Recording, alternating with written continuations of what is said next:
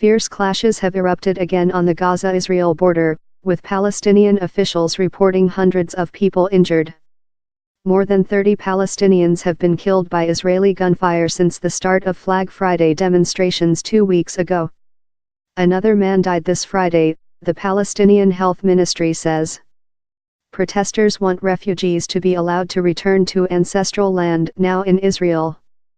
But Israel says the militant group Hamas, which dominates Gaza, is orchestrating the demonstrations in order to launch attacks. Islam Hersala, 28, reportedly died in hospital after he was shot by Israeli troops east of Gaza City. Israel's army estimated there were 10,000 people rioting on Friday, with some attempting to breach the fence with firebombs and explosive devices. The military has said it will not allow protesters to break through the fence, and the country's defense minister, Avigdor Lieberman, has warned protesters they are putting their lives in danger if they approach it. On Friday, Mr. Lieberman said there were fewer riots on our border because the other side had understood Israel's resolve. The UN issued a statement last week condemning the violence and urging all sides to exercise maximum restraint.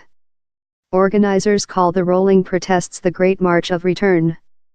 They will culminate on May 15, the 70th annual commemoration of what Palestinians call the Nakba, or catastrophe, of the displacement of hundreds of thousands of their people in the war which followed Israel's creation in 1948. 5 camps have been set up on Gaza's border with Israel as part of the demonstrations. 2 journalists were also wounded on Friday, according to the Palestinian Journalists Syndicate. A Palestinian journalist was wounded in the border clashes last Friday and later died of his injuries. Israel's army said it was investigating the photographer's death.